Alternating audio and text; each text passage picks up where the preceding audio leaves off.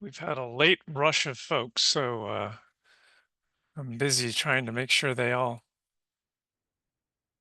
get recognized here for the posterity.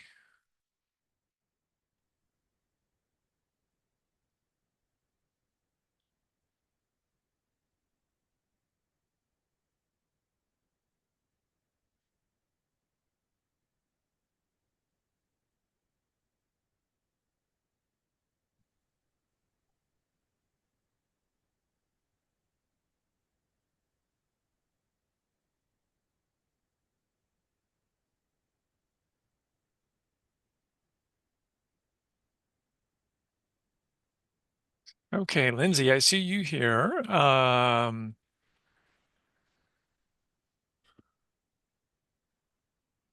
see a whole raft of folks from NRCD.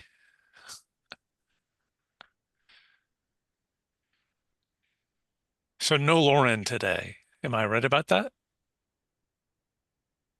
Planning on coming. Oh, she is. Yes. Okay. Yeah, she's logging in. Okay.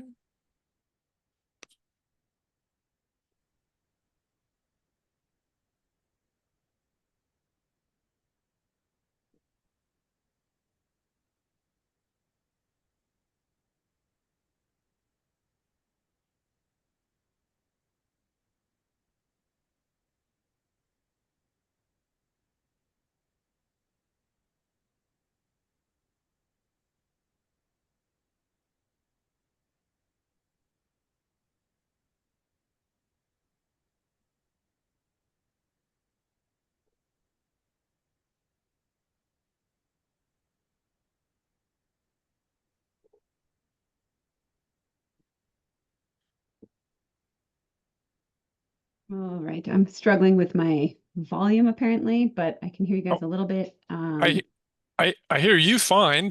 Great. That's good. Um, I'm going to continue to mess around, but I think we could do introductions to kick it off. okay. Would you like me to just shout out names? Sorry, what was that? I can just call people if that would help. I'm having um, a list in front of me here. So I'm Dean Pierce with staff. I see Lauren that you are here. Yes. So how about Lauren? Hi, everybody. Lauren Weston, District Manager for the Franklin County Natural Resources Conservation District. Voting, but probably not on much today. Thanks. Okay. Ted.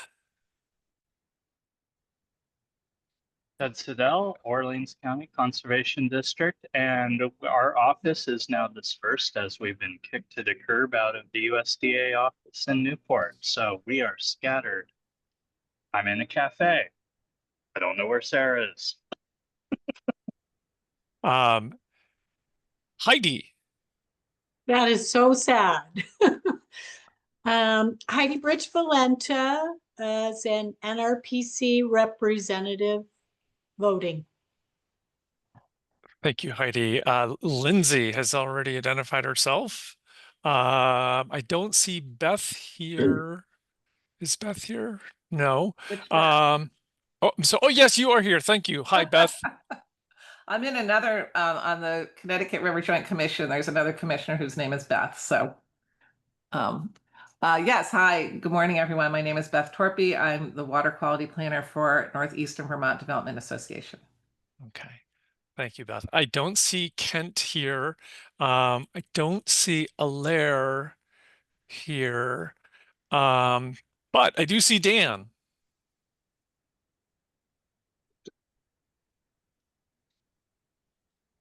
I think Dan is trying to say hello. Through. Okay, we're Try again. There. Dan Seeley, representing Richford, voting member. thank you, Dan. Sarah Downs.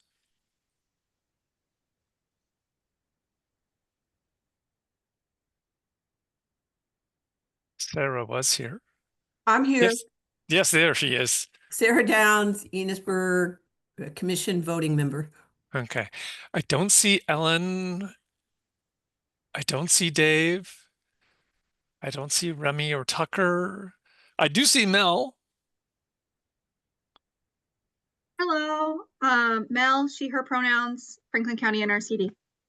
I see Dorothy. Dorothy, she, her, Franklin County NRCD, presenting on a couple projects. Carrie. Hi, I'm Carrie with the Franklin County NRCD, she, her pronouns, and I am here to see some of the presentations that my coworkers are doing. Thank you. Cliff. Jenkins, water project manager at NRPC, going to be presenting on a project. Nora. Laura Brown, regional planner with NRPC, just here to listen in. I don't know if Bridget is here, nor Abby, nor Sarah Damsel. They're alternates, but they wouldn't necessarily have to be here. I think that's everyone. If someone wasn't called, would you just... Oh, I'm sorry, Lorna. Hi, I'm Lorna. I'm the water quality intern for NRPC, and I'm also doing the minutes today. Arena. I Yep, missed you.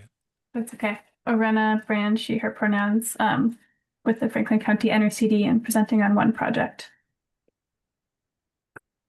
And I'm just letting her in, but Bridget is about to be on scene. And So Josh as well, Dean. Oh, and Josh, thank you. About to be on scene. Josh Serpy, project manager with Friends of Northern Lake Champlain. Thanks, Josh. And did we get Bridget? Can you hear me? I know you're seeing a picture, but you can't see me, which is really interesting because that's my video background. This is Bridget. I'll try and fix that. I'm the executive director of Friends of Northern Lake Champlain, and I am in Kent's place today, so I'll be voting today. I'll try to get my face up here. Okay, thanks, Bridget. And your audio is loud and clear. Good. And we have some virtual devices, Jim's note taker, Dan's, but I think that's everyone. I didn't introduce myself. Oh, sorry, Lindsay. I kind of acknowledge you, but take it. I am still struggling with my speaker. For some reason, you guys are very quiet and my headphones won't connect, but I can hear you. I'll do my best. I am the director of Missisquoi Basin Association and the book chair. Meeting protocols. Folks, please pay attention, keep your screen videos on if at all possible. Helpful if folks can change their names to reflect if they're voting. I think that especially might help Lorna as she's trying to track us. I always appreciate the detailed minutes that you guys provide. So thank you very much.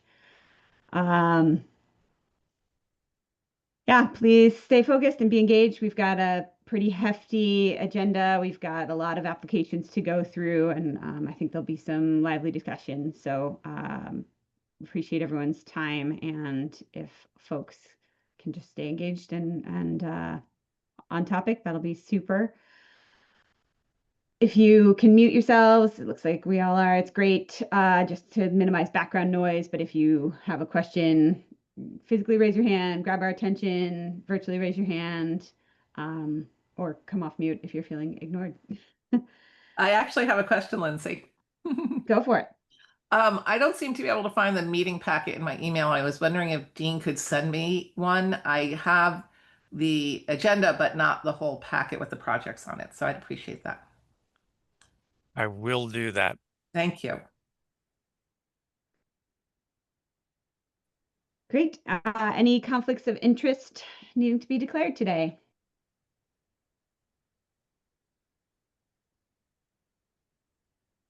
This is Lauren. Yes, we have many projects on the docket, and so none of my alternates could be my alternates either. So no one from FCNRCD will be voting on our own projects today.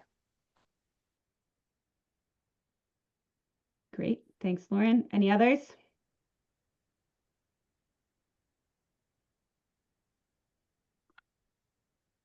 Seeing none, any adjustments or review needed for the agenda that was sent out in the body of the meeting notice as well as in the attached packet? Lauren? Does someone from NRPC also need to recuse themselves? What did you say, Lauren? Does anybody from NRPC need to recuse themselves as well? Based on what? No, but they're not voting. Okay, there's nobody at NRPC that's voting. Gotcha. Right. Can you just clarify for me? Because I'm the NRPC rep. Is that what you're referring to? You are a rep of the Regional Planning Commission sector, but you are not a you are not the NRPC per se. So you're not the one making the application. Perfect.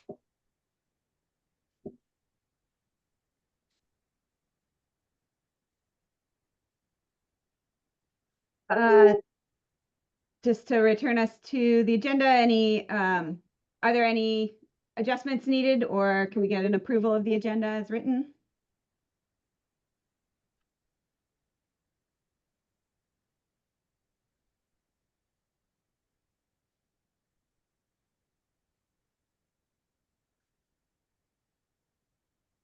Do we need a vote on that, Dean? It's a practice, so yeah. Can we get a motion to approve the agenda or note any adjustments?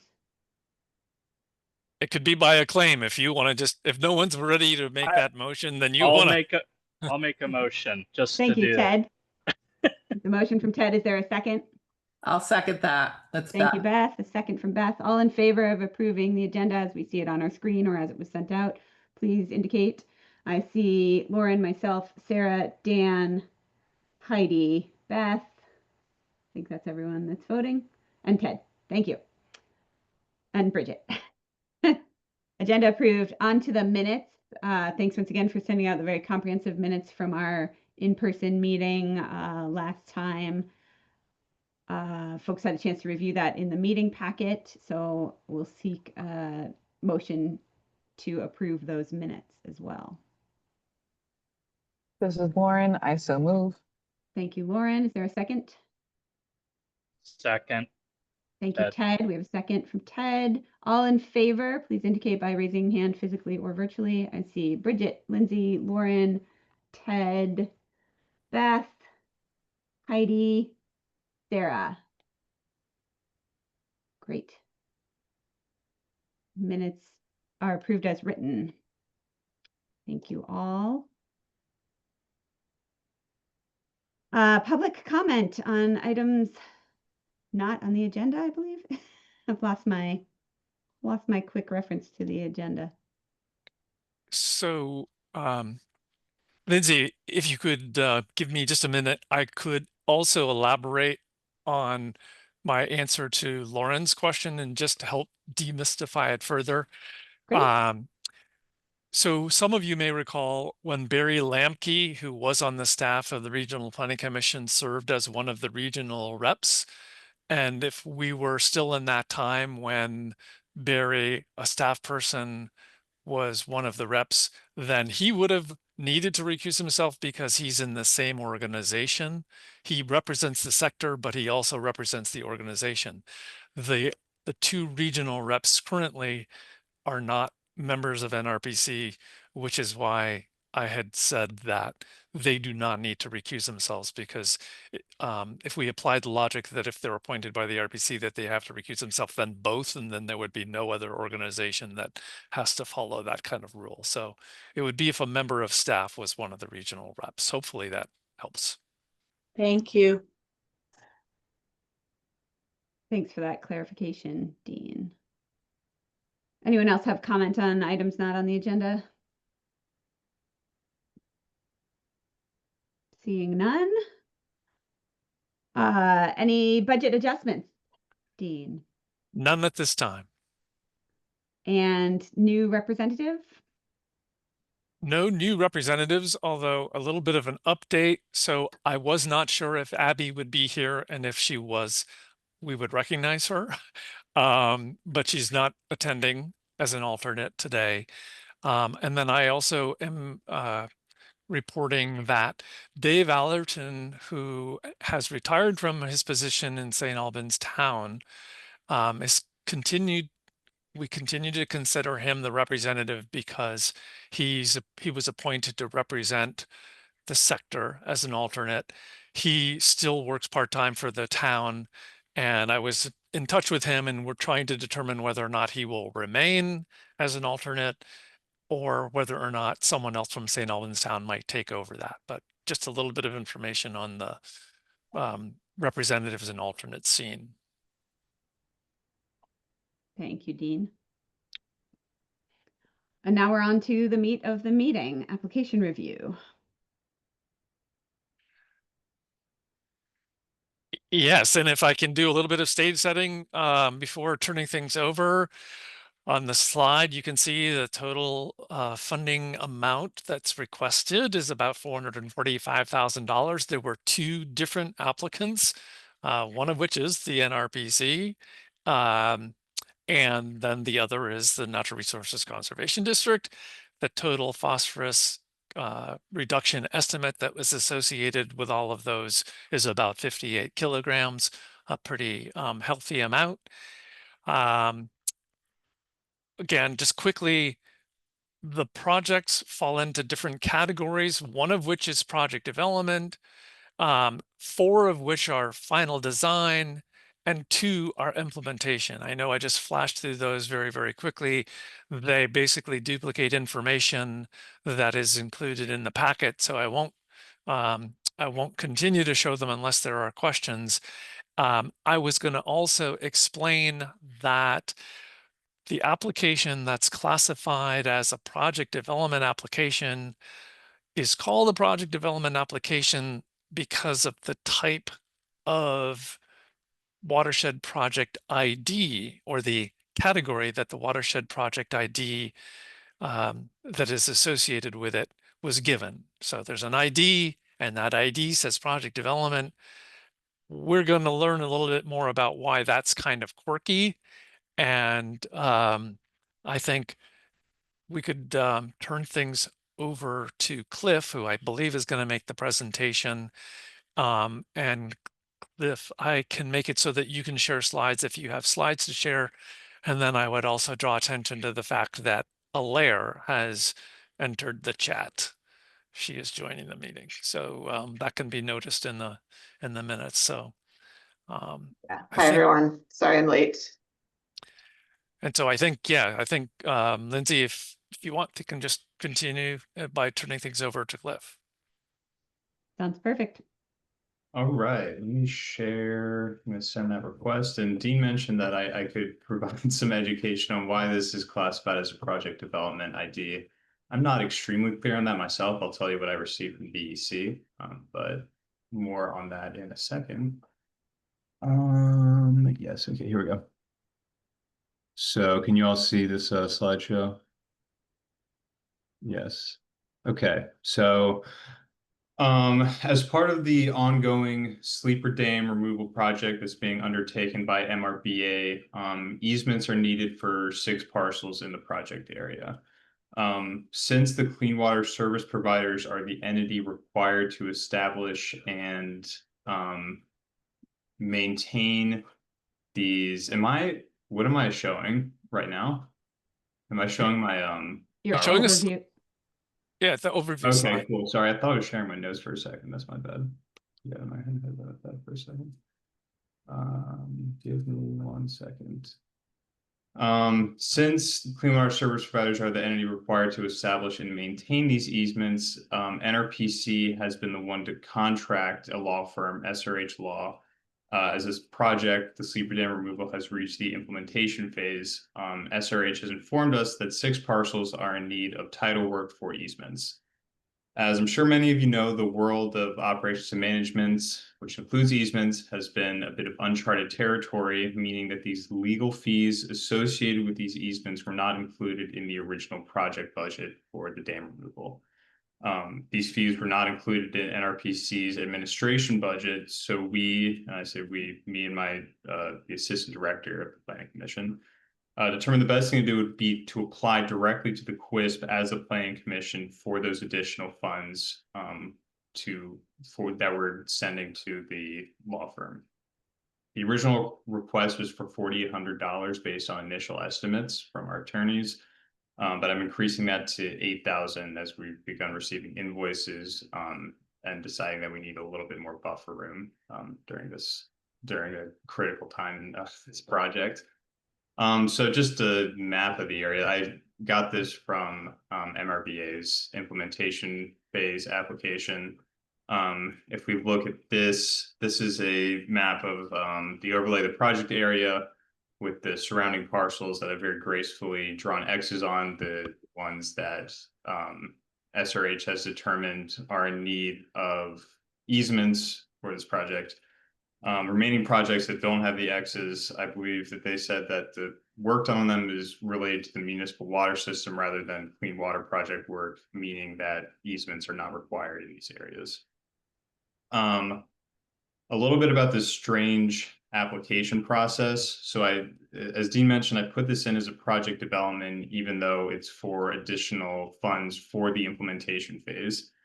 When I requested I talked to Karen and she said that this should go, I talked to Karen Bates, VEC, and she said that this should go through as a project development watershed project database ID, because those are used to move between phases of a project. And I think that means that when the initial implementation ID was given, that was all this, that indicated that all the steps to complete final design were met. I suppose this means that since this is going back to something that maybe should have been covered in an earlier phase, that the project development is used as the vehicle to do that. I could be wrong about that, but that was my understanding. The important point of this is that even though I'm submitting this as a project development application, this isn't a situation where I am going to be managing this aspect of the project, even like within the Planning Commission. I'm just applying as a staff member of the Planning Commission, so the Planning Commission can receive the funds to then pay these lawyers. So for the funding amount requested, our attorneys originally gave us the estimate of about $800 per easement in need of title work. I admittedly just kind of very last minute put this application together. I was just like, oh, 6 times 800 is $4,800. Obviously, there's more buffer room is desirable, especially when we don't know exactly how much it's going to cost. We've also started receiving some of the invoices from SRH, realizing that $4,800 is likely not going to cover it because of this, and also to avoid any hangups during this critical time of the project's implementation, upping that request to about $8,000. And that is my presentation on this.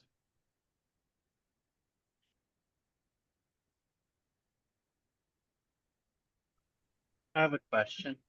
Sure. This is in Newport Center, right? This is the dam removal, the sleeper dam. Yep. And just to back up a little bit, you're looking for easements all the way around the former dam site. Yes. Yeah, okay. I was just out there this morning. They're done with all the in-stream work. Cool. Yeah, Ted, if I might interject before Alaire gets her question in, this is an unconventional situation. The door of the barn is being closed in a sense after the horse is out.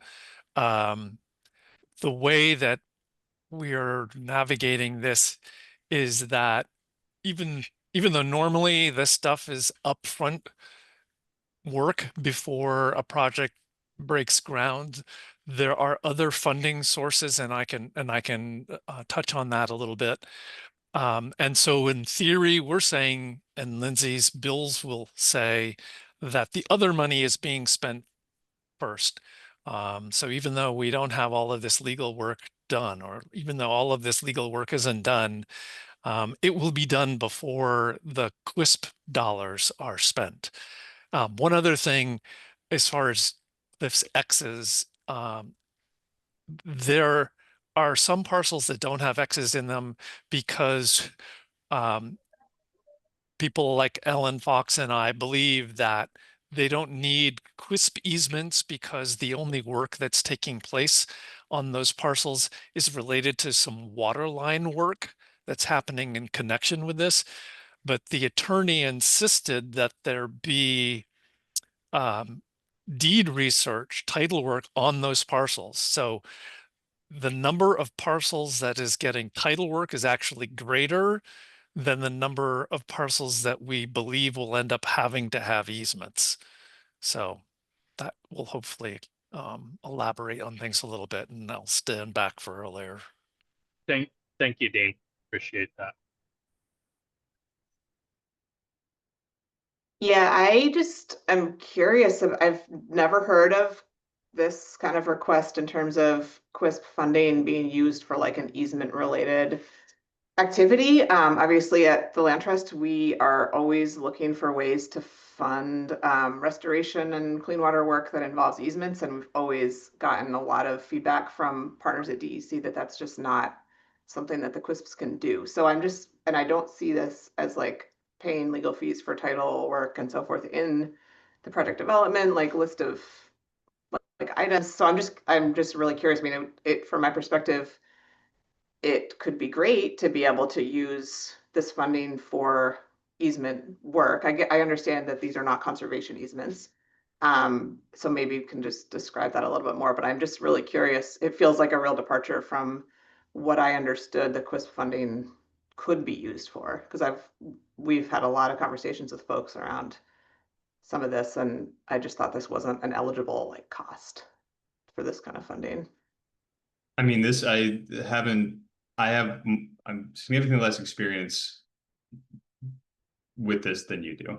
And this was very uncharted territory for me as well. So I don't know if I can answer any questions about what this means in terms of being able to use QUISP funds for easements or project development funds in particular for easements. I just know that I submitted this as a watershed project database ID request, and that the feedback I received was this is not implementation. This could be covered under project development, and I just ran with it. Yeah, I mean, I'm just really curious. Maybe this is more a question for like Dean. It's like if Karen is saying that you can do this, what I don't know. I'm just really I have a lot of questions, and I just would love to hear if because if this is possible, then it feels like I could open the door to a lot of other requests for easement related costs. That could be great, but also it was my understanding there was a pretty clear line there that wasn't what the QUISP funding was for. I don't know, Dean, do you have perspective on this from where you sit? I do. And I'm gonna hope that people can see this table, because my perspective is that the legal costs are directly related to a QUISP funded project. There wouldn't be any legal cost unless there was a funded project. Now, I know that the QUISP is not the only funder. We're going to be talking a little bit later in the agenda, in the meeting, about the agenda item about the new note that's in the application fee, but I don't want to get ahead of myself. So Cliff's application came in, I package it up and I present it to you, but from where I'm sitting, the legal costs are directly related to the project in the same way that the bonding costs, because there's a bonding requirement, the bonding costs are directly related to the project. QUISP requires them, or DEC requires them, and the QUISP implements that, so the QUISP will pay for them. I don't believe that it will necessarily have implications for things like conservation easements, because yes, conservation easements are different, but I don't know that we have to go there. From where I'm sitting, the Regional Planning Commission is asking for basically reimbursement, or to get the BWIC to approve use of funds for a project. And we wouldn't have the QUISP, or the Regional Planning Commission wouldn't have those costs if there was no project. Now, the thing on the screen is what I think really is important. And at least it puts the request into context, because the day will come, I believe, where if there are QUISP funds that are used for the Sleeper Pond project, they will be accounted for under the Sleeper Pond ID. Irrespective of the fact that the ID number that Cliff gave today, I, as a QUISP administrator, would fully intend to include the number along with all of the other numbers that are Sleeper Pond related. So that would raise the question, well, what does the legal cost do to cost effectiveness? Because looking at the request for legal costs by itself, it's an expense with zero phosphorus, which I don't believe is true. It defies, well, it isn't what is clearly in front of us. So the original budget for the Sleepers project is in the column where WUV is giving $140,000. Basically, the QUISP is giving $217,000. And Lindsay, these numbers are not like absolutely correct. I believe they're the right numbers. We're very close, but and then there was about 478,000 of Vermont Emergency Management. That gave a total project cost of 836. That's 30%, 30 kilograms of phosphorus, but the QUISP can't claim all of the phosphorus because of the WUV money. The WUV money will take 17% of that, leaves 83%, which means 25 kilograms, which means for the amount of money that the QUISP puts in, it's a cost effectiveness of $8,600. Now, I also know that the bids came in high, and this is the number I had to estimate, Lindsay, because I don't know what the final number or the upgraded number for VEM was. I think it's somewhere in the neighborhood of $650,000. But whatever that number is, I thought that the total costs were about $1 million. So I just kept tweaking this number. But just keeping that in mind, the cost effectiveness still, it changes. Also, adding to it the legal expenses, so the amount with the legal expense request, it's still 83%. Or I'm sorry, it's still $8,500. So this is but this is after the bids came in, and then if we add the legal expenses, it still doesn't really change the cost effectiveness more than a couple $100 per kilogram. Now, the numbers were put in yesterday with $4,800. If Cliff is saying that the request is 8,000, then the revised cost of effectiveness is $8,600. So it doesn't, originally it was 86. It's about the same cost effectiveness, given that VEM has stepped forward and is putting in more money as it was originally. I didn't do a very good job explaining it, but the point is that it's a relatively small piece of a very large budget, and therefore it's not changing cost effectiveness very much.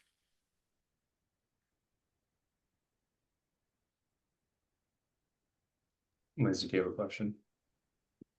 Yeah, well, I have a number of concerns, and appreciate that that run through, although I'm not super comfortable with you showing all my numbers off, Dean. Yeah, it's a small amount compared to the project. I'm concerned about the precedent, I guess, that this sets, because there might be similar legal fees to a much smaller project, and that could change not only the effectiveness, but the overall amount of money. Right now, the Missisquoi has a ton of money, and we're not doing projects as much as we should. If that changes and we have less money available for the actual clean water work, it feels very much like legal fees should come out of a different pot, at least to me. Additionally, the lawyers are having more power than the actual folks on the ground. Looking at this map that Cliff has up, we push back against this most eastern parcel because there actually is no work happening on that property. Ted was out there this morning. If he knew where the property lines were, he could legitimately attest to the fact that the Beaver Dam analog is not on that tiny little slice of property. It is 10 feet farther forward because we didn't want to include another property owner once we realized that there were going to be easement issues. So, but the lawyer pushed back and said, no, we're going to do this anyway because you might have to cross it to get to the stream channel, I guess.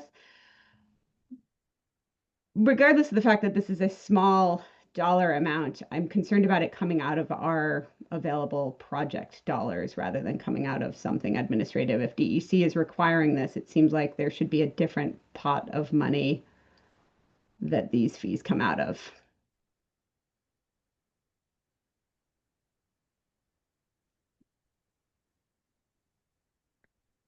One quick clarification, Lindsay. I do believe that and I had not registered that one of Cliff's X's is that small amount, which per my request to Ellen, give me something from the engineers that says that one is no longer included.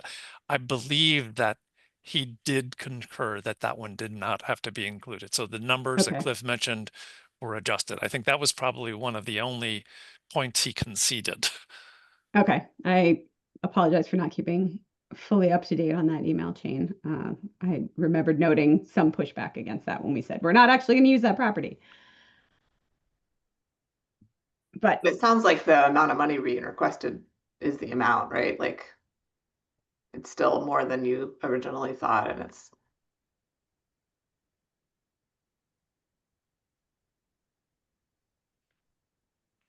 That's a Cliff question, yes? I'm sorry, what's the question? Oh, I guess I was just saying, like, it sounds like you made your initial estimate based on 6 properties times $800 each, and they're actually billing what they're billing, and that's what you're requesting.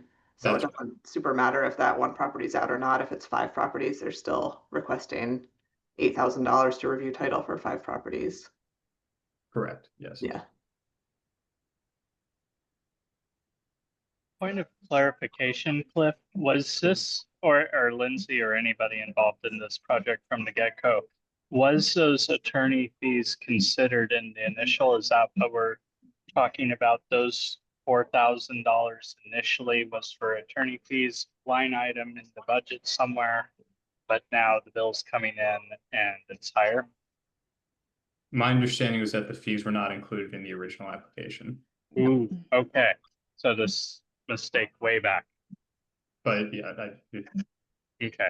Because usually with these projects, when you have like some kind of easement going through, those are done prior to breaking ground on the project, like culverts, these kind of projects where and we had landowner agreements from the folks surrounding the dam, but not the entire impoundment.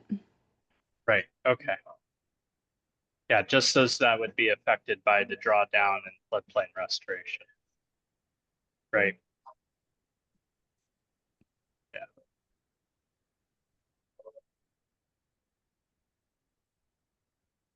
I don't know, Cliff, if you want me to call on people with their hands up. Oh yeah. Just sorry, Lauren. Guys, what are other QUISPs doing, and what has been done by DEC on similar project types and steps in the past? Like, does WUB and NRCC, do they have to do any of this too for any enhancement projects? Like, what's the standard? I don't know. I'm not sure if Dean, you can speak to that, but Lauren, were you asking if what are other CRISP doing as far as legal expenses or Yes. easements? I don't believe any of them have encountered them yet. I don't think anyone else has had projects of the size and the cost that they had to have the easements done. I will double check that, Dean, because the Valley Brook project over in Morgan had a number of legal things as it was shifting from private lands to the state, along with working on with the municipality and some of the landowners because of their driveways were crossing the project area and required. But that was also a project that was cobbled together by multiple funding sources. That's a question I can ask Patrick Burley. But I know he got QUISP dollars to assist with that. But that may have been discrete components of that project. Heidi. I was curious, are these temporary easements or will you need to have some permanent easements? It's the Dean, go ahead. The easements are for the design life of the practice, and then they're renewable. So they're a very strange beast, Heidi. This is a river project. It's an active river project. So what, it's 10 or 15 years. And then the easement is written so that it's renewable, but a party can choose not to renew. So let's just say that it's 10 years because of the active river work. I think that's the number. Maybe somebody knows it better off the top of their head than I do. So the worst case scenario is that it would be 10 years. And the property owners would say, we're going to not renew the normally automatically renewable easements, which is different from the site access agreements, which are easier to get out of, even more easy to get out of that. But with the easements, the initial term is for the life, the design life of the practice that is installed. Does that make sense? Yes. They're not permanent easements, in other words. I would be surprised though, the low number for that many easements. And who covers the legal fees at the time of expiration of those temporary, long-term temporary easements? And I'm surprised that the legal fees haven't been a part of projects before. I'm kind of amazed that you've been able to do all your projects and not really have a clear path for legal fees.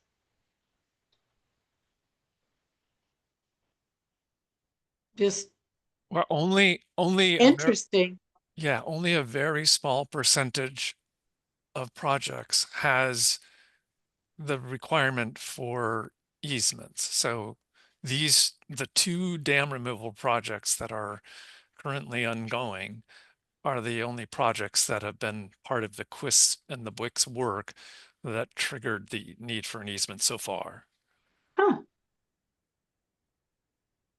Interesting. Mel. Yes, thank you. Can I ask a question even though I'm not a voting member? Is that I would say yes. Okay, great. I'm just curious, looking for some clarification because it's on my mind because we talked about it at the last Lamoille BWIC meeting with Chris Rottler that expenses can't be like it seems to me like the lawyers have already begun work and are billing you currently. Am I wrong? That's correct. So from my understanding, Chris Rottler was saying that you can't we wouldn't be able to bill for unless we until after we had an executed agreement, and all of the work before that could not be billed for. And so I'm just curious, like, would this be under a new executed agreement, or would this be under the Sleeper Pond dam removal, and how does that work? Dean. So what Chris Rottler said, I think he qualified a little bit. So just so people understand, the practice of the clean water service provider is to sign agreements with subgrantees and to say that basically work can be billable when the WIC approves the project, which is before the task order is actually signed. And Chris Rottler kind of raised a red flag and said, that's not allowed by the funding policy. And so that's what Mel is talking about. Because some of you have received task awards from the QUISP where the date is not the day that we're talking about it. The date that is the beginning of the task award is when the BWIC approved it, which means if you gave an invoice after the task award is signed and it included hours after the BWIC approved it, we would process it. But this is what Chris Rottler is saying. You can't do that. And we have done it. We've done it knowingly. And we think an argument can be made that it's allowed. But the conversation that we're having today about the legal expenses is different because, and people won't like this, but the rules are different because of the QUISP itself, rather than having an agreement with a subgrantee. So what Mel just said, if Chris Rottler's position was absolutely true, there would be a prohibition on anything, any expenses before the task award is signed. The difference is that the QUISP doesn't sign agreements with itself. So there's no task award date of signature that's going to come into play. I hope that it just at least explains that for the QUISP, it's different because it doesn't sign an agreement with itself. Now, I can also say that the the Regional Planning Commission has an agreement with an attorney that goes back, I don't know how long. So, in some respects, at least, the agreement between the Regional Planning Commission and that attorney predates, it's already in effect. So anyway, I'm getting a little bit off track, but the QUISP doesn't have to have an agreement with itself once it's got the okay to spend the money. Lindsay. Sorry, I'm changing my thoughts, but I do want to say that I appreciate the work that NRPC has put into this, and I know that you guys have been scrambling because we did not see this coming. We're all learning in this process. So I certainly don't want NRPC to be penalized by not receiving funding that they anticipated, or that they didn't anticipate having to spend. It does seem like the process that's outside of our usual process is a little, I don't know, I guess alarming. Just seeing that the QUISP is operating differently than the BWIC, or than other applicants, not than the BWIC. And again, this is my project. I definitely want it funded. I definitely appreciate that you guys are doing this. I definitely want to move this process forward as expeditiously as possible. But I do have some concerns about this becoming part of the regular process. And maybe I'm the only one on the BWIC that is feeling that way, but it seems a little concerning to lay this path without knowing what the eventual repercussions on different sizes of projects that aren't being crammed into too short of a span of time.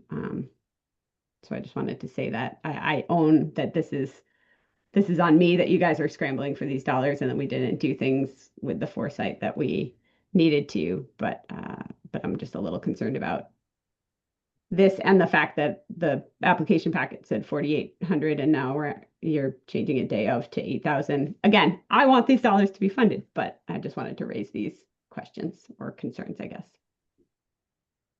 Dean. Lindsay, I don't think there's any apologies that are required. It's not like MRBA didn't do something that it needed to do as far as budgeting for legal expenses, because the legal expenses are not MRBA's. They belong to the QUISP in connection with the project. If MRBA put the money in its budget, it wouldn't really be right for MRBA to pay for the QUISP or the Regional Planning Commission's lawyer. Normally, the people who the lawyer is working for pay. So anyway, that's one thing. But the more important thing is that on the agenda, there's another item having to do with legal expenses. And so what I'm wondering is, and it's not my place to move to table, but it might be a good time to think about tabling any kind of action on this application until after that agenda item occurs, because it will at least give a little bit more context for what is going to happen going forward with applications, because this is the exception rather than the rule. It's kind of a one-time thing, although people's reaction to the next agenda item may be unsettled as well, and so it may not clear the picture, but at least it'll be more of the picture. Heidi. I think maybe this should play into the tabling discussion. I am unclear if any of those landowners have been approached and they've said, yes, I'll happily sign an easement and we're only focusing on the legal work, or if they're going to say, I'm going to lose X amount of feet for your restoration project. I would like to be compensated. Is that a discussion that has happened already?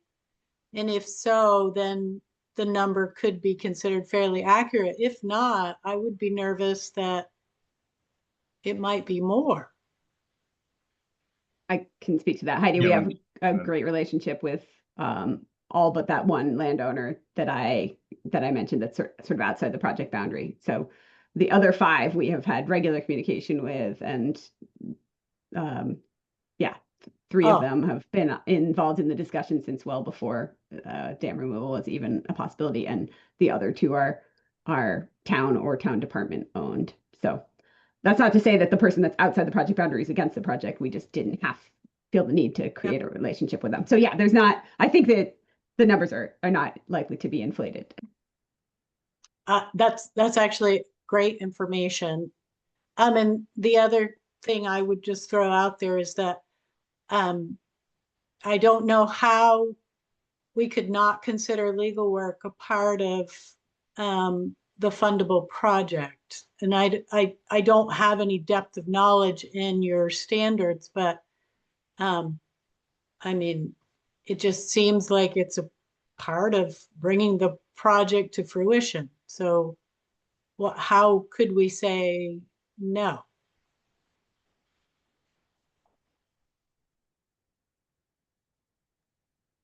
I'd like to just not really respond to that, because yeah, that it is definitely related to the project. But to me, it seems like DEC is requiring all these steps that we were having to go through for these projects, which is maybe just something I need to adjust to, but it seems like it's making projects harder to get implemented. And maybe again, that's just that I need to change my processes and my perspective. But you know, we had this project. We had an alternatives analysis for this project in 2018, and a lot of things have changed since then. But it is now double the cost that was anticipated then, and part of that is added costs that outside of the fact that implementing projects is more expensive than it was 7 years ago. Not this project, but I'm looking at other projects and going, yeah, it's almost not even worth doing like a small rubble removal project outside of QUISP dollars. It wouldn't qualify for QUISP dollars, but like because it's DEC requirements make it instead of being $70,000 that we thought we would have at a different location on a totally different project is now probably going to be a $400,000 project. So it's like, that's not a good use of the funding, in my opinion. So I'm concerned about that, just that. These fees, if they are, if the DEC says this is project related instead of, oh, this is administrative because of our processes, I'm concerned that projects will get not implemented. But again, maybe I just need to change my perspective.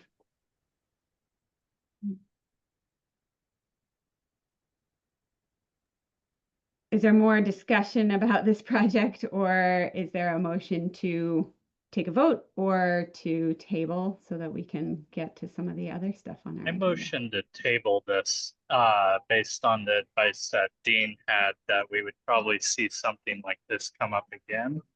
And I think it is worth continuing because a lot of projects, if we get into more infrastructure changes, we're going to see a lot more of these things come up, especially in amalgamated funding projects. So, motion to table. This is Lauren. Motion I'll to second table. that motion. Second. Okay. So we've got a motion from Ted, a second from Lauren. Dean? Not to get into the weeds too much of parliamentary procedure, but I think with the amount of time that's left in the meeting, tabling would normally be something, well, it would be more correct, I believe, to call this continuing. And what we would know is that this topic will come back up at the next meeting. So if a friendly amendment can be considered to just refer to continuing until the next meeting of the Basin Council rather than tabling, because tabling technically would mean someone would have to vote in order to have it discussed, to take it off the table. I don't know how to word that, but Well, I poisoned the well by saying tabling. Are we so time sensitive that this can't wait till the next meeting?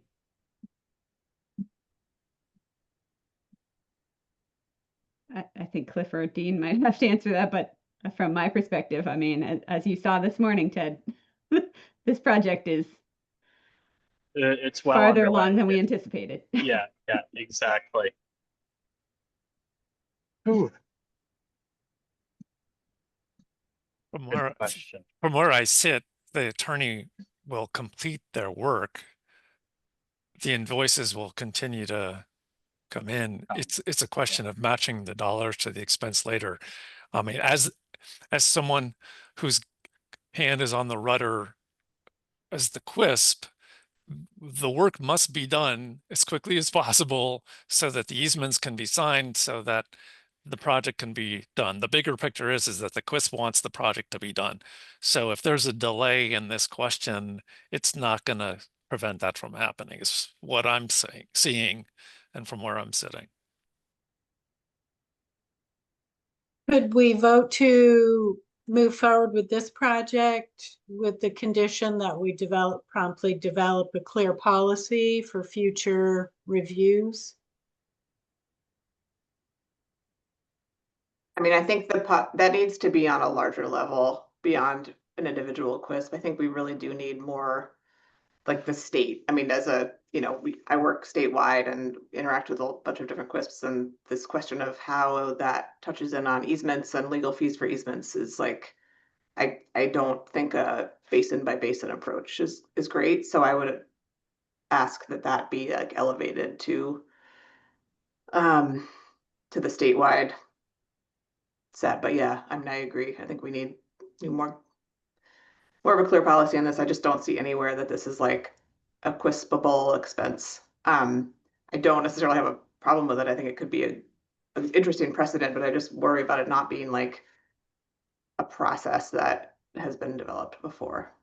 Could sorry, I raised my hand and jumping in, and until Laird's point, could we consider this like kind of a one and done, just to make this project, close the books on this?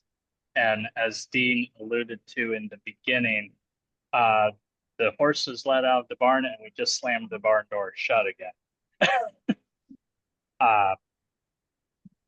It's an option.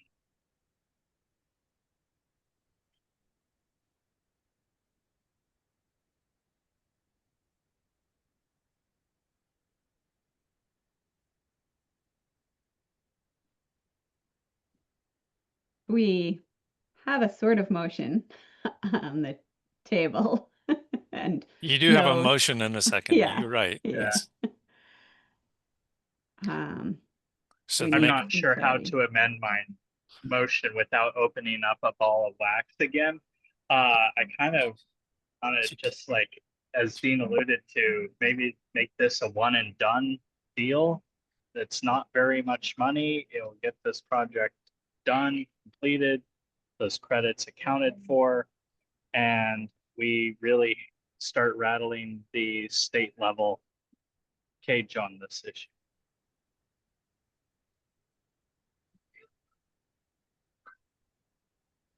And I'm playing devil's advocate here.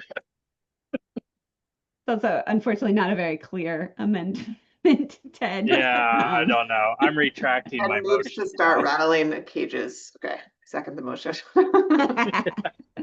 okay. So Ted, did you just say that you are withdrawing your motion? Yeah, I am. Just Okay. because I don't know how to do some Cirque du Soleil moves on what I had put up there. Okay. So right now then there's no motion on the floor.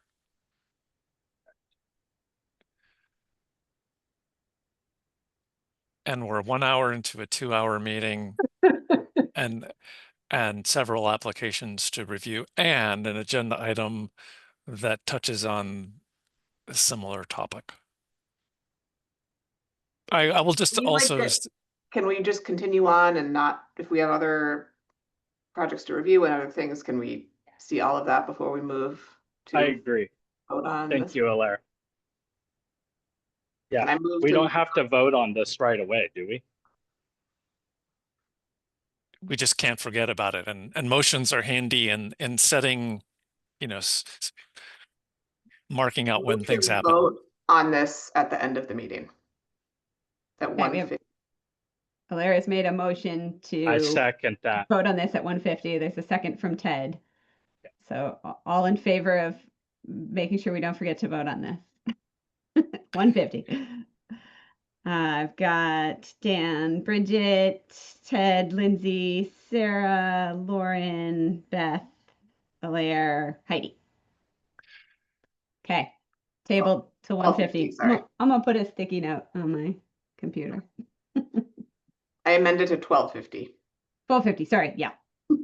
12:50. Next application. Lauren, are you presenting? I'll be presenting. Thank you, Mel. I'll just share Take it my away. screen.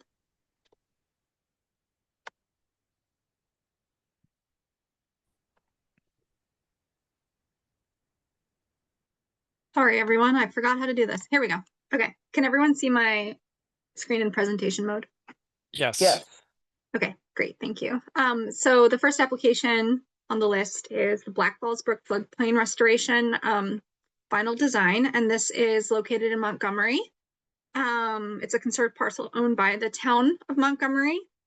And it was identified through the district's work under the Flood Resilient Communities Fund, doing some participatory outreach with Montgomery community members to look at potential flood resilience projects. And this was the project that was the top priority. And we've also done a little bit of work on this with the town under current QUISP project development funds as well.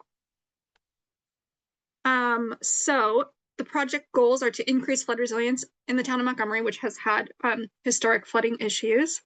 This would increase floodplain access and flood storage on this public parcel, which doesn't have any infrastructural or agricultural conflicts, and reduce phosphorus inputs. And so the 30% design was created by SLR during this participatory outreach project. It includes floodplain lowering across 4.5 acres And we have been in discussion with VTrans, and they requested road embankment stabilization on the opposite side of the brook. And there will be plantings as well in any of the disturbed areas. This is the 30% design created by SLR. The final design budget is $213,000. The total project cost is 1.7 million approximately. So it is a big project, 4.5 acres. And then just some other project benefits are community engagement, because this is a project chosen with the community, with Montgomery residents, and who fully support it. And public education and recreation, because a lot of folks use this parcel as a recreational space, and that creates the opportunity for community members to learn about flood resilience and water quality. And there is some significant knotweed patches in the project area, so implementation would include knotweed removal. And I can either keep this design on the screen if folks want to look at it, or I can stop showing the screen for discussion. Keep it up. Okay.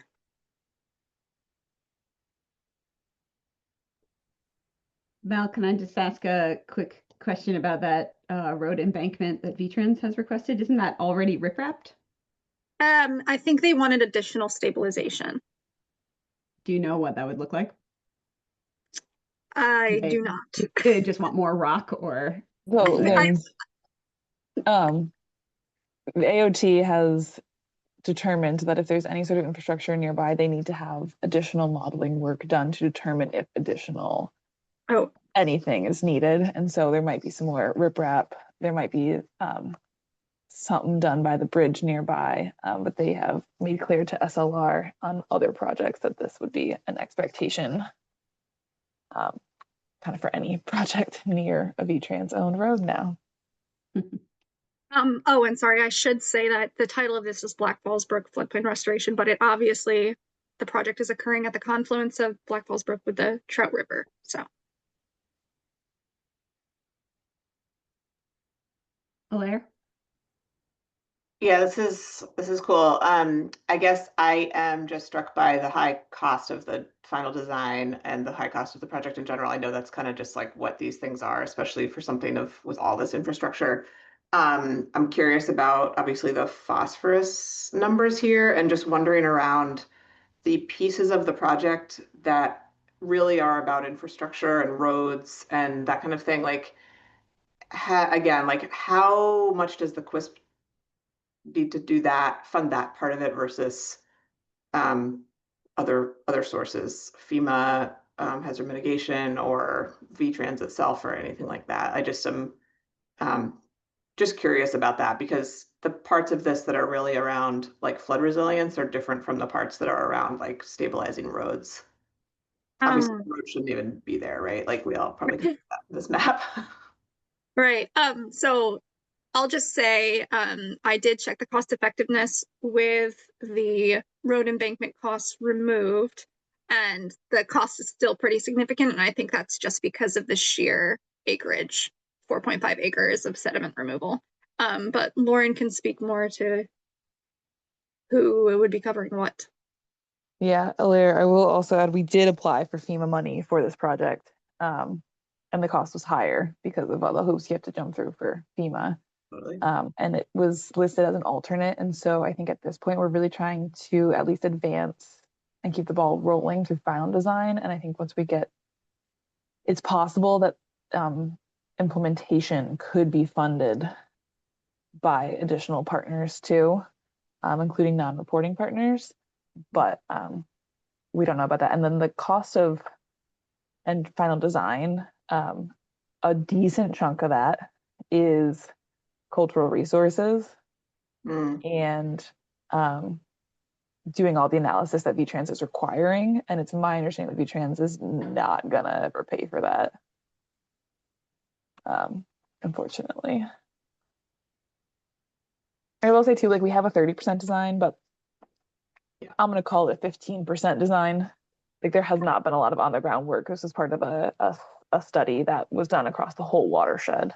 So like site specific stuff has not necessarily been gathered at any real level at this point.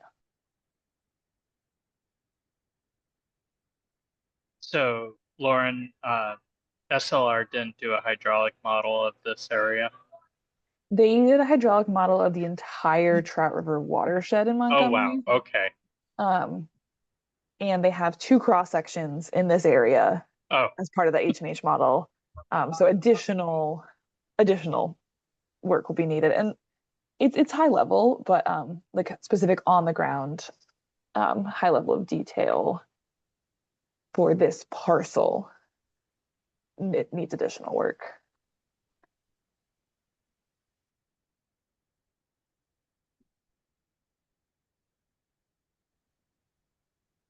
I will just add, this is one of, I believe, 10 projects that were prioritized for that process.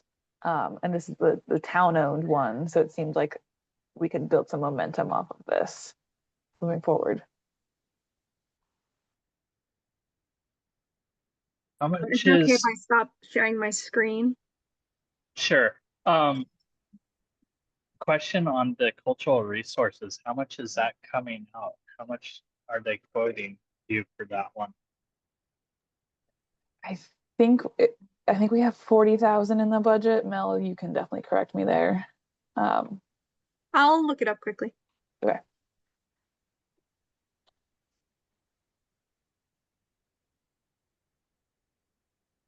Because right alongside attorney fees and other things, now we're piling on cultural resources, V-Trans, and these are other 2 state agencies that should be playing ball with DC and A&R.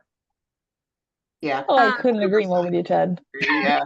I know $40,000 you could do a lot of like actual clean water work for that. Obviously, yeah, we all know that. Yeah. I'll quickly go back to Alara's question. The phosphorus credit is 16.1 kilograms per year. It's pretty good. But given Yeah, the high cost, it's doesn't necessarily reach that cost effectiveness threshold. Can you put up the cost effectiveness threshold on the screen? Do you have that? Or Dean, do you have that spreadsheet of the projects? I believe it's 30,000 for non-stormwater projects and 50,000 per kilogram. Yeah, sorry. but like, where are you pushing at? Are you're close or right at 30,000? I don't think we're close. So Ted, the issue is that what are the other pieces of the puzzle as far as funding is concerned? If the project came in with a total cost as is being currently estimated, and I know Lauren and others point out that these are made up numbers, it's over 100K per kilogram. If the QUISP, if the QUISP was there and it had to fund everything, and it was that 100 or that 16 kilograms, that's over 100K. Yeah, it's a lot. But these are funny numbers until you get close to until SLR comes in with a 60% design to really gauge how much work. But that is a lot of cubic yardage of soil coming off of there. I will say, like, for whatever it's worth, we're doing a dam removal project that costs 400 or 500, about $600,000 for construction, and it's 16,000 cubic yards of sediment. And so I think the numbers are funny. And I also will say, like, this does seem like something that we could get funding for from non-reporting partners. So the QUISP benefit at the end of the day could be obviously higher than that $100,000 per kilogram. And also more than like some other projects. I'll say that we did chat with SLR because the phosphorus number seemed really low to us considering the acreage, and it had something to do with the low versus moderate floodplain access calculation. So I think, what the complete accuracy of that is questionable, I think, but Just this. plant a heck of a lot of trees and your phosphorus, your cost benefit goes up a lot.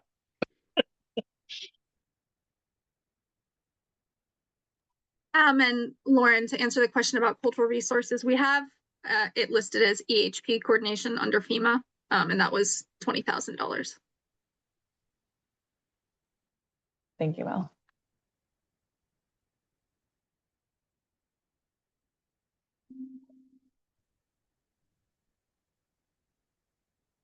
Cool project. Mhm. Are there more questions about this project for Mel or Lauren? I'd also like to just flag that I think that $30,000 per kilogram isn't going to stand for very long, and is probably going to be part of the discussion later on in this meeting. And so I think aiming for that 30 is also just unrealistic at this time. Like, I'm not saying that 100,000 is what we should be aiming for either, but I think 30 is also not where this is going to end up in the next couple months. I totally agree with you, Lauren. We're seeing that in the for Magog too. And yes, there is another set of slides at the end of this meeting. I think what should have happened is that this agenda should have been in reverse. Who knew? Any more discussion, or if someone would like to make a motion, then we can keep chugging along. Just a quick thought on just procedure. Should we just review all these projects first and then go down and vote them? No, you want to vote on them right away? Especially in the interest Sure. of time. I make a motion to vote on this. That motion to approve or a motion to vote? Good question. I do just We want to speak to Ted, your request to look through. If we didn't have a great meeting packet that gave us access to all this information, I would feel like, yeah, we should compare. But I think in the interest of time, and because we did have the application packet downloadable, I don't think we need to review them without votes.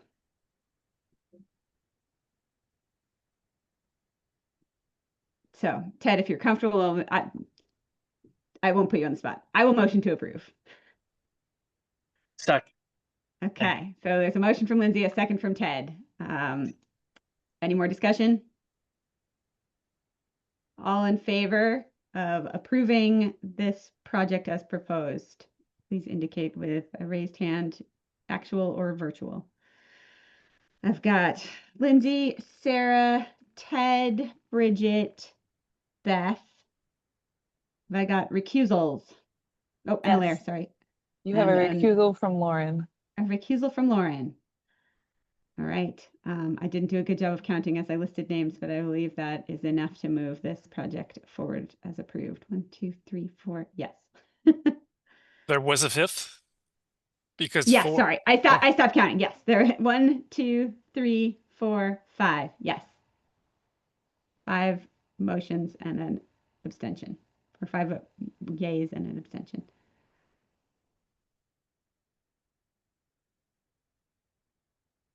I didn't vote yes. I'm putting it out there because it felt like everyone was saying it was not worth it. I may be off base on that, but maybe somebody could explain. So I did not vote yes. Just for what it's worth, I didn't say it wasn't worth it. It was more that it brings up, all these projects bring up very interesting things that intertwine various state agencies that drive up the costs on these. And I think that's what we're always grappling with, is this dynamic between A&R, cultural resources, V-Trans, and why isn't the state talking at that level for getting these projects to go? Because it raises the cost. On the surface, this is a good project. Floodplain restoration is really needed in these river systems. I'll just quickly say from my understanding, this was, I mean, and this was an approval for only the final design phase. So this doesn't mean that the QUISP is agreeing to pay the full implementation cost. So we are willing to, you know, we're willing to, if the project moves forward through final design all the way, to look for additional funding as well, if that's necessary. So I think that's why, because it's just the final design cost at this time. But people can correct me if I'm wrong. That's very helpful. I appreciate that. I would vote to support it.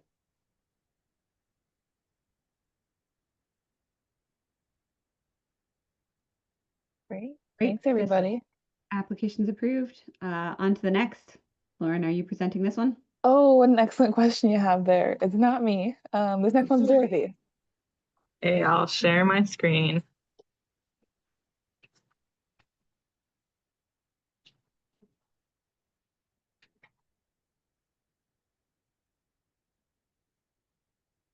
Okay, are you seeing the presentation? Yes. Wonderful. All right, this is the Marsh Brook Town Highway 33 floodplain restoration final design project in Franklin, Vermont. Just a little intro to the site. The landowner of this parcel is Bone Ravenville. He has been farming here for a while and is currently buying the property. The phase for this project is final design, and that's following up on preliminary design that was completed earlier this year by Fitzgerald Environmental. And some of the practices that are being explored further in this final design are floodplain lowering, berm removal, and then restoration planting in this area of the map that is highlighted in blue. And just for a little bit more context, Marsh Brook flows down the hill from the east side of the property, heading west, and then makes a turn, goes under a bridge that's on the Vast Trail or Town Highway 33, and then heads north. A little bit more background on the project. In 2020, Stacy Pomeroy completed a stream walk of Marsh Brook report and had identified this area for a possible floodplain restoration and bridge project. And so that was explored by Fitzgerald Environmental during preliminary design. And during that project, they also looked at a couple other sites on Marsh Brook that are downstream from here. FEA explored a few alternatives, kind of building a few practices up for this project. And so the alternative that we landed on and that the landowner is supportive of included floodplain lowering in a couple of different areas and berm removal, and then planting. Another alternative 3 on the bottom here, also explored replacing and upsizing the Vast Bridge. But if you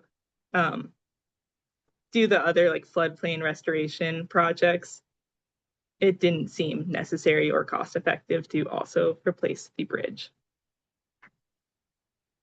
This is just from the preliminary design documents, but the areas highlighted in various shades of red are proposed for excavation and floodplain lowering, and the total area is a little bit under an acre. And so the cost for this final design phase is $57,476.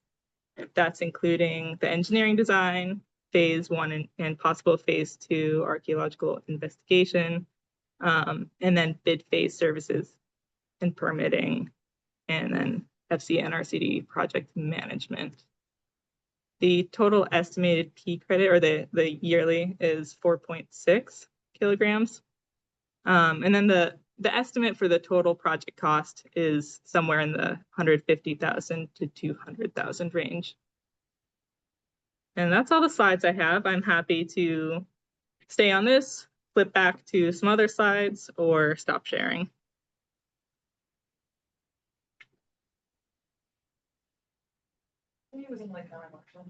It's in the Lake Carmi watershed. Yes, important to note. We're doing a lot of work up there.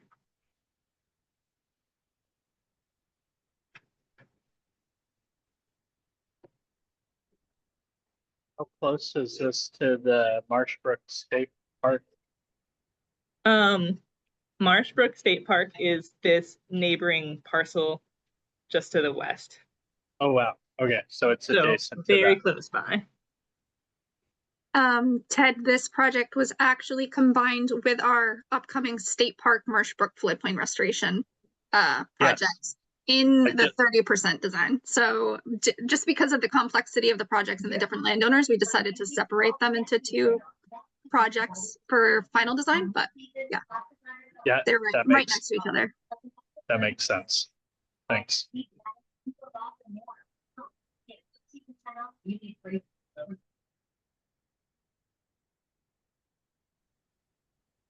Yeah, this looks really good to me. I mean, the cost, just like compared to the last project, you know, I think there's some differences here in terms of the contractor firm that you're using, and also just like maybe the size of it, obviously, is a much smaller project, although I'm curious about the total acreage of this, just for my own interest.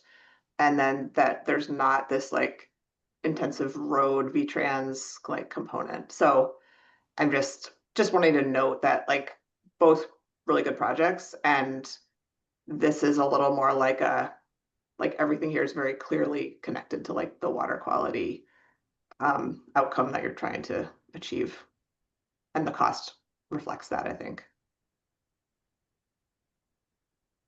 But what is the acreage? What's like, how much floodplain? What's the area that would be lowered there? And sorry if I missed this when you were explaining it. So just the area highlighted in red, which are in preliminary or in 30% design outline for excavation and lowering. This total area is like a little bit under 1 acre. Okay.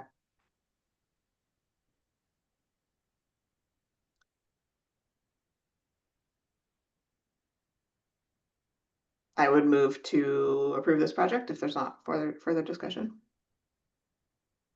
I second. Thank you. We have a motion from Alaire and a second from Ted. Is there any other questions, comments, discussion?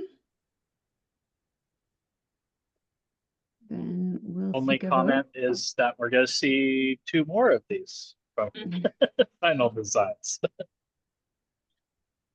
Roughly around the same price, but yeah. All in favor, please indicate by either physically or virtually raising your hand.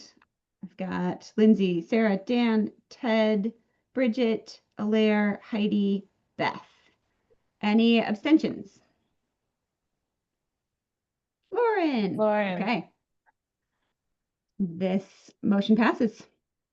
On to the next, Lauren or team. What an excellent question you have there. Mel, is it you again? It is me. I'm saying my team, they're crushing it. Okay, I'll share my screen again.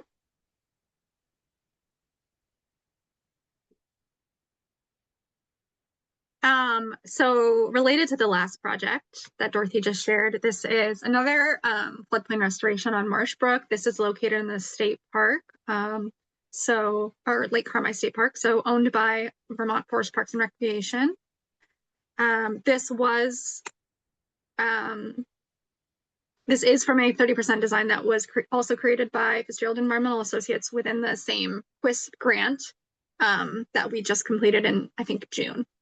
But like I said, we decided to separate them into 2 separate projects for final design, just to manage the complexity.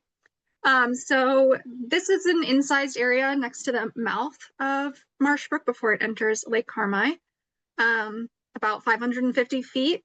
It's pretty incised right now. This area was identified by Stacy Pomeroy from the Rivers Program as a great area for floodplain restoration work. So the goal is to increase flood resilience, decrease flow velocity, and reduce phosphorus inputs by improving floodplain access. And this design includes bench cuts, strategic wood addition, and plantings. So those bench cuts would lower the floodplain for greater access, and the strategic wood addition would at the same time raise the stream channel to increase that access even more. And then of course the plantings in any disturbed areas. And this is the 30% design. The gray areas indicate floodplain lowering. and the hatched areas indicate where beaver dam analogs would be placed. And the mouth of Lake Carmi is a few hundred feet up this way. I should say not a few hundred feet, less than 250 feet. So that is part of this project as well. The budget is 53,000, and the estimated peak credit is 12.7 kilograms per year. So I think the cost effectiveness is not bad. With the total project cost of maximum of, well, I don't know if it's a maximum because you never know, but 200,000 is estimated. And of course, this is in the state park, so lots of public education, recreation opportunities. It's right next to a walking trail, so we could put up educational signage, and especially in the Lake Carmi watershed, super important to educate folks. Improving climate resilience and ecosystem services, and then also removing some reed canary grass and replanting with native woody species. That's all I have.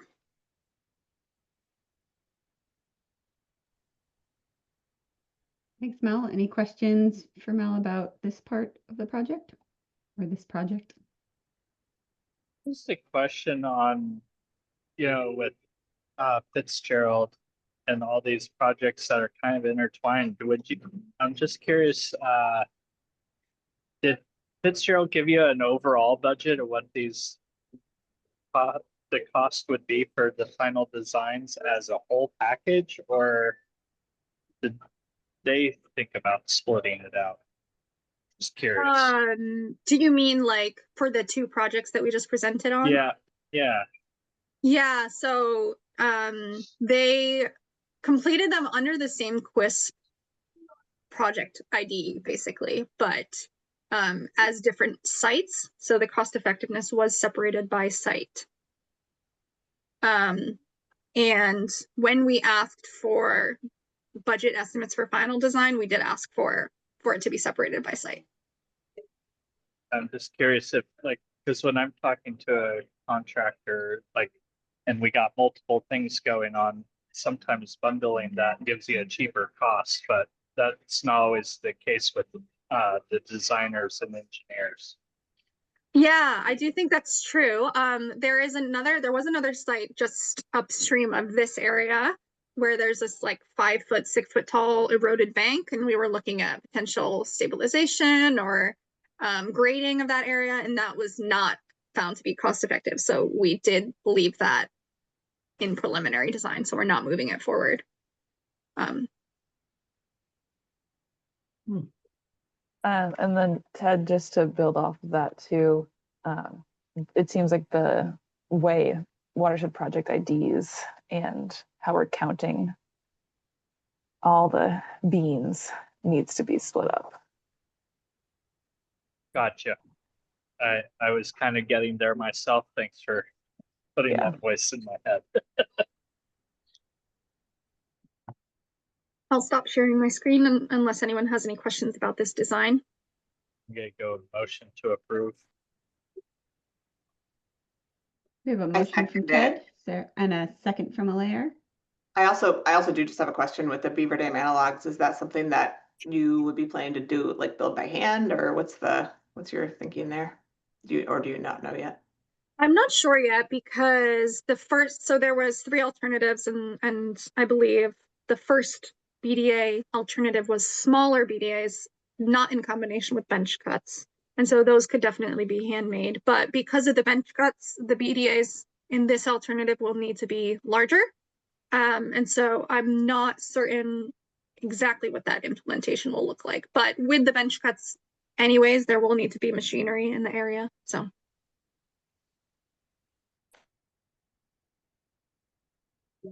We have a motion on the floor. So all in favor, please indicate with virtual or physical hand raise. We've got Lindsay, Sarah, Dan, Ted, Bridget, Alaire, Heidi, and Beth. Any abstentions? This is Lauren. I am abstaining. The motion carries. Project is approved. On to the next in Enosburg. Thanks. This is Mel again. Hi again, everyone. I'll share my screen. Okay. This project is on the branch in Enosburg. This is a property, well, two different properties owned by two private landowners. And they've been kind of working together to address what you can see here, this picture, this giant eroding bank, which is right next to the road. So they've been very concerned about that. And according to the landowners, they've seen about 10 feet of erosion here. And I mean horizontally, not necessarily vertically either. So the project was identified by Trout Unlimited and they brought it to us. So we're really trying to increase floodplain access in other areas along this stream segment so that we can reduce those flow velocities along the eroding stream bank, because that's the landowner's main concern. But the landowners are also, they're great to work with. They're really passionate about this project. And one of them is Don Toby, who is with Trout Unlimited. So he's really excited about the potential for increasing wildlife habitat as well with these practices. The 30% design was also created by Fitzgerald Environmental Associates with QUISP funding. And so this includes taking one of the hay fields in the area out of production, lowering the driveway to increase floodplain access into the driveway, which was a very creative solution. Floodplain lowering in another area and planting of 35-foot buffer of native species. So this is the design, and you can see in these red areas, this area, red area to the left is the driveway. This is the lowering of the driveway, and the area to the right is a flood chute that is sort of already naturally there, but it's just not being accessed as much right now. And the yellow indicates the buffer plantings. And where this flood chute is currently a hay field. So I just wanted to add that as well. The budget is $58,000 approximately, P credit of 11.3 kilograms per year, and a cost effectiveness of $26,000 per kilogram. And like I said, these landowners are very enthusiastic and they've been wanting to push this project forward. So.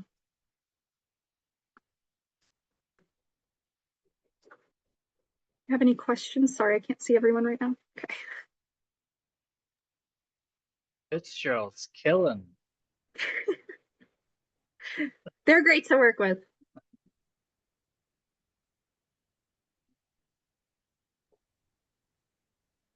Mel, I just have a question about it looks like a planting where that giant erosion is happening.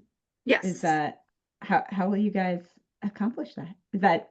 Is there actually that much space between the road and that eroding bank that can be There's planted not on? much space. It's definitely not 35 feet.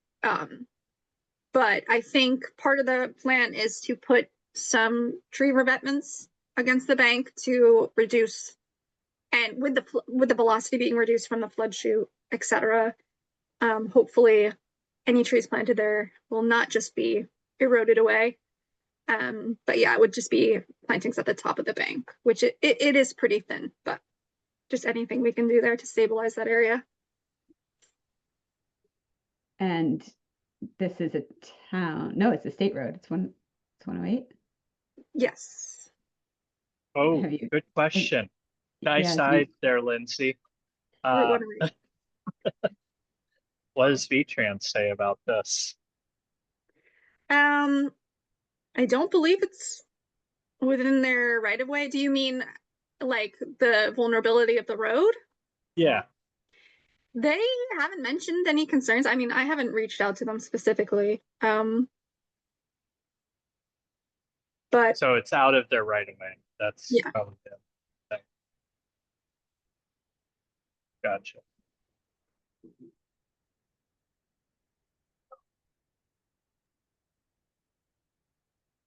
Any other questions about this project?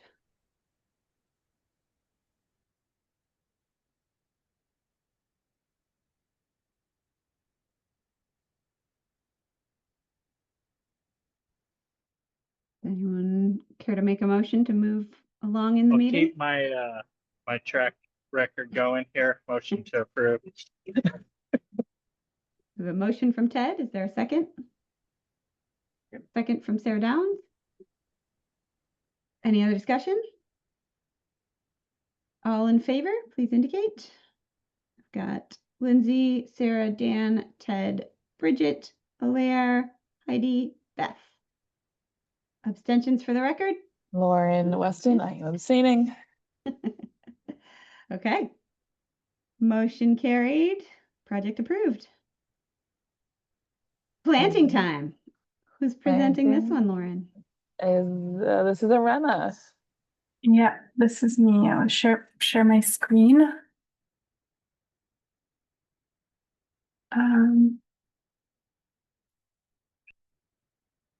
Okay. Can you all see that? Yes. Okay. This is the Black Creek riparian buffer planting. So it's an implementation project and it is in Fairfield. The landowners are Magnin Brothers Dairy. So Peter, Mark, and Molly. We have done at least one, maybe two plantings on their land before, but this has been kind of a long process with the landowners of getting them to agree to this. So it's a big step. It is 2.56 acres along Black Creek, which is a tributary to the Missisquoi, flows kind of north through this image and then connects with the Missisquoi about 5 miles up. The land next to it is in active corn production, so it is a fallow field edge. There's a lot of Greek canary grass and some vine pressure, and then also some existing vegetation, a lot of box elders. You can kind of see in the planting map that we are not going to attempt to plant where there is already some vegetation. And this project was identified through a QuISP-funded Missisquoi Bay riparian planting scoping project development grant. The P credit should be about 5.9 kilograms per year. We're going to stick with our typical planting design of 400 stems per acre, bare root 2 to 4 foot stems. We are also going to start placing wooden stakes with each stem to make them easier to identify in the O&M process. And yeah, the buffer width ranges from pretty narrow, 24 feet to 129 feet in certain areas for a 50-foot average. And the budget is $25,869. Project benefits are pretty straightforward. Clean water and ecosystem services and climate resiliency. So I kind of breezed through that. Does anyone have any questions? Are you contracting out planting of that? We will do that ourselves. Oh, nice. So this is really all just materials. Yeah, and our personnel time. And hopefully a bunch of volunteers, right? Always. I will add too, and Arena kind of touched on this. We designed this planting and some pieces of it based on our experience with the last two QuISP plantings we did too. So adding in some more ways to identify the trees in the future and make O&M easier and verification easier. In following all of the guidance from DEC about herbiciding or not. So just wanted to point that out too, that we are learning the lessons too and applying them. Mm-hmm. Is there are you including O&M in this as well? No. Okay. Well, I motion to approve. Straightforward. I have a bunch of those on the docket too. In a different basin. We've got a motion from Ted. Is there a second? Second from Sarah Downs. All in favor, please indicate. Lindsay, Sarah, Dan, Ted, Bridget, Alaire, Beth, Heidi. Abstention? This is Lauren. I'm abstaining. Motion approved. Application passes. Final planting, final application. Dorothy, FCNRCD. hit it. All right. Yep, I think I'm rounding it out today. All right, you can see that. Yes. Okay, so another riparian buffer planting. This one is on a tributary of the Rock River in Franklin. The landowners are George and Johanna Godin, and they're super supportive of this project. The area that we're looking to plant is 3.4 acres, and there's already sort of a buffer here. It's not managed ag land, but there's not really many trees. So it's a really, great opportunity to just plant an area without taking land out of production. The 3.4 acres, it's mostly just early succession meadow. There are some patches where there are some pretty dense alders. So we are probably not going to be planting there too much unless we see opportunity in some gaps. Again, this is a tributary of the Rock River, and this project was identified in that same scoping grant that Irena mentioned. The phosphorus credit for this planting is 7.33 kilograms per year. Same idea as what Irena mentioned, 400 stems per acre, looking at 2 to 4 foot stems and putting wooden stakes with each stem. And on the bottom right here, you can see a picture of another tree planting we did where we did include stakes, and it helps find the trees so much, especially as the surrounding vegetation gets larger. And so with those materials and then the planting labor in Franklin County NRCD will be doing this planting, our budget is just over $33,000. And the project benefits are clean water, also wildlife habitat. George has specifically mentioned that he'd like to include tree species that support wildlife. And then there's also this educational component. So this planting location is pretty close to Missisquoi Valley Union. In the past 2 years, Franklin County NRCD has hosted a field trip with the 8th grade classes at MVU to plant trees. And George has expressed his support in hosting students on the property to help plant trees and learn about the benefits of these riparian buffer plantings. So that's it, pretty straightforward project.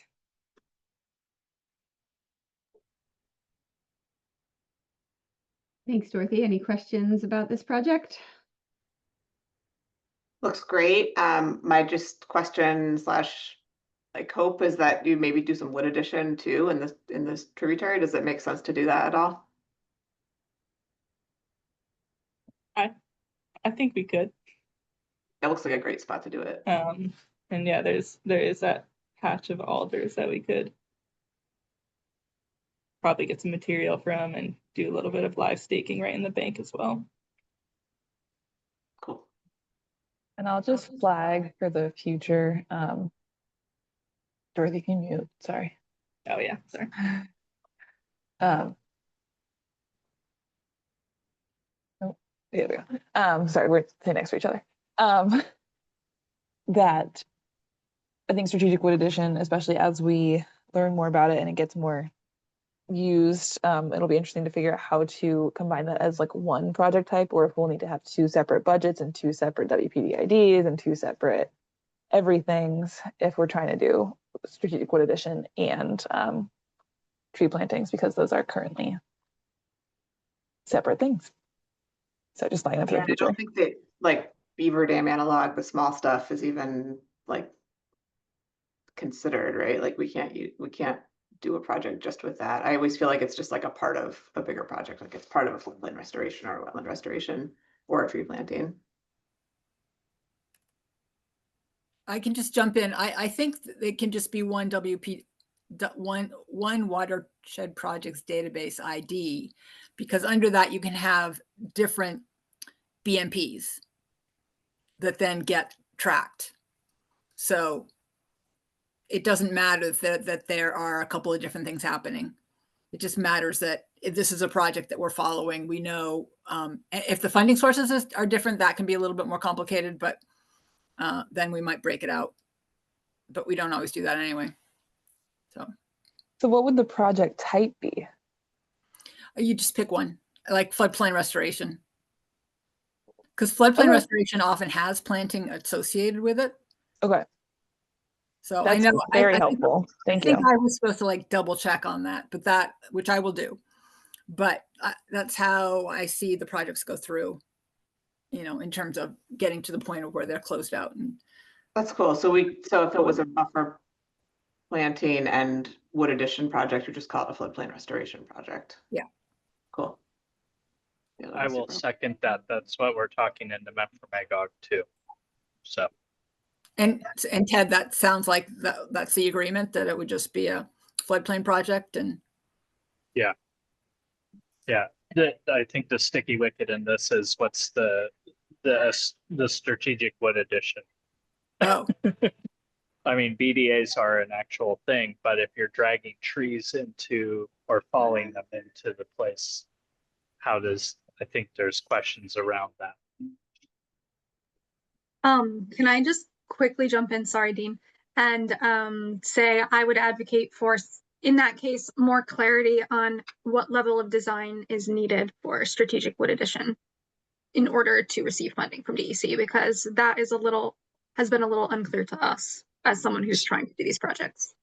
Still unclear to us too, because we could easily drag trees out from a nearby forest or copse of trees that the landowner is willing to let us use, take a four-wheeler, drag them into position, and really you're just adding kind of a natural complexity to the stream, and it really doesn't take all that designing. In fact, we kind of in the Mem for Magog tend to see it as like kind of an on-site placement. You can put things on paper, but once you're out there dragging those things around, it gets different. So this is great discussion, but in the interest of time, I want to make sure we stay on topic, and might suggest to Dean that we save some time in the next meeting to talk about things like this, and maybe with Karen, or you have time to get clarification before then. Dean? Well, I was going to mention the time because of your earlier decision, and then just also mention that, yes, in connection with what you were just saying, it's drawing attention to the need for people to not only talk about the projects, but the specific practice types. And if you have a project that is going to evolve, be really clear as often as you and as early as you can about what those practice types are going to be, and if there are going to be any that are added or removed. Anyway, that's it. I move to approve this project. Second. We have a motion from Alaire, second from Ted. All in favor? Lindsay, Sarah, Dan, Ted, Bridget, Alaire, Heidi. Did I get everybody? Abstention? Lauren, abstaining. Great. Motion approved. Application approved. Oh, Bridget, did you have a question? Oh, sorry. Was that the vote hand? Apologies. If I didn't know Bridget on the vote. Yes, it was the vote hand. I'm sorry. Sorry. Sometimes it goes up, sometimes it doesn't. Yeah. So in the notes, please indicate that Bridget also voted to approve that if I did not say her name in the list. Application approved. And now we're going to circle back to put Cliff's application back in front of us 4 minutes later than my sticky note said. Yeah, I motion to approve this request now, but I also just want to note and request more, I don't know, just more discussion, guidance, policy from Karen, Dean, and others at the state level around how the QUISPs are really supposed to play into like legal fees for easements. And again, I support it like as a thing, but I want to just make sure that we are all really clear. It wasn't clear to me that this was something that could be a QUISP funded expense, but I do motion to approve it with all of that and that request to Dean and Karen. I second. Thanks, Alaire. Based on Alaire's comments. Thanks. Okay, we've got a motion from Alaire, a second from Ted. Any further discussion? Just to make sure everybody is aware of the details. Probably should have done this before the motion, but this is to approve $8,000 in legal expenses to the NRPC related to title work for easement access for landowners around the Sleeper Pond Dam project. All in favor? We have got Sarah, Ted, Bridget, Alaire, Beth, Heidi. Did I miss someone? Dan, Sarah, Lauren. Lauren gets to vote. Okay, motion passes. Oh, Lindsay, I want this project funded. I didn't vote myself. Motion passes. Application approved. Further discussion on the docket.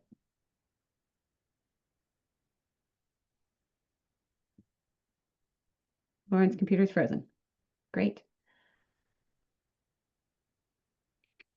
Dean. Yeah, I don't know. Are people seeing a slide that Yes. says legal expenses? Okay, I'm going to be very, very quick because I know we're up against time. This is the associated agenda item. It may be a little bit like pulling the pin on a hand grenade because there isn't going to be a lot of time for discussion, and it's somewhat starting to address the issue that Alaire mentioned. Just to recap though, DEC requires site access agreements, two types. The difficult one, the legal one, is easements. Easements are required when there's a state investment of over $200,000. We had two implementation applications before us, but neither one of them met that threshold, which is why what I'm going to say next wasn't brought up. So easements take quite a bit of effort, and they require legal research that costs money, as we've been hearing about earlier. So what is happening going forward and beginning with the applications that you all just applied for this latest round is that the online application form includes a note. I don't know if you weren't preparing an application, you didn't see the note, but the note says, note regarding the cost of legal review for any implementation projects that require a site access easement. And it says that budget materials that the QIF staff, prepare for the BWIC will also flag this issue. It'll say to the BWIC that the BWIC should be considering approval of additional funds for legal review. So the thing that just happened, it's because it happened, but going forward, it will never be something we're playing catch up on. So like I just said, we didn't have to worry about it the current application because they're not expensive enough. I just wanted to say that the rationale for charging legal expenses for a project as part of the QISP funds, it comes from the fact that the framework for this, the Water Quality Restoration Formula Grant, it distinguishes between administrative or overall administrative costs and costs that are incurred as a result of the project, a specific project, and legal expenses that directly relate to the implementation design or implementation are project completion costs. They're not administrative costs, so they would be distinct from those costs, which is why they're not costs that the Regional Planning Commission feels would come out of the 15%. They've got to come out of a project. That's the funding that the Basin Council must give approval to before the QISP can spend it. So going forward, we will have different conversations when implementation projects come in, and there will be a requirement for an easement. That was what that was about. There isn't a lot of time for questions, and there also isn't a lot of time, if any, to talk about the fact that the formula is changing and the average cost per kilogram thresholds will also need to change. But I'm happy to answer any questions and stop sharing my screen here so that I can see people.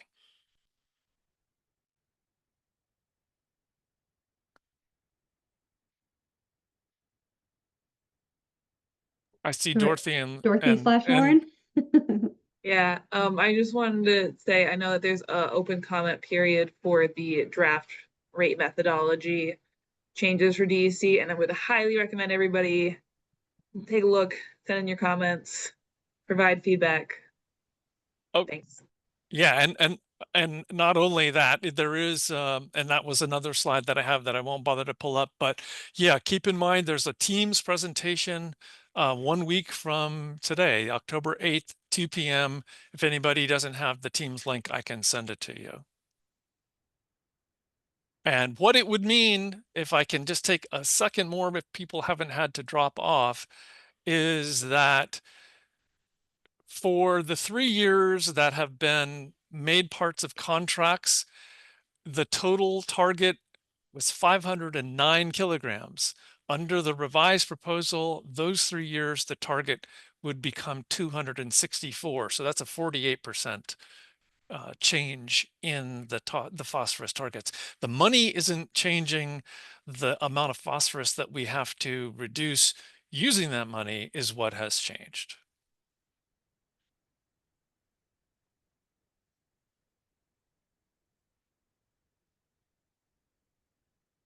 Next meeting is December 3rd, I believe.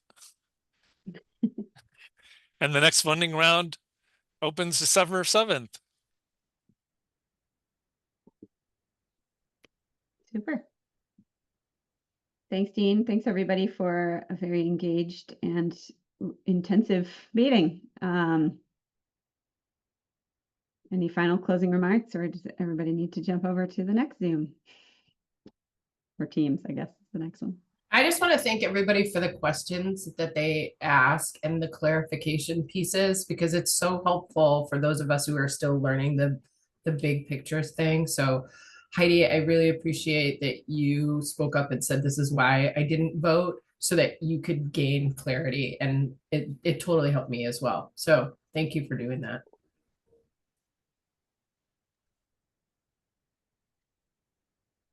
Yeah. Thanks, everybody. Agreed. Thank you very much. So thank you all. I guess that was a motion to adjourn, or sort of looking like one. Folks are having to run, so. Motion to adjourn. Take care, everybody. We'll see you in December. See.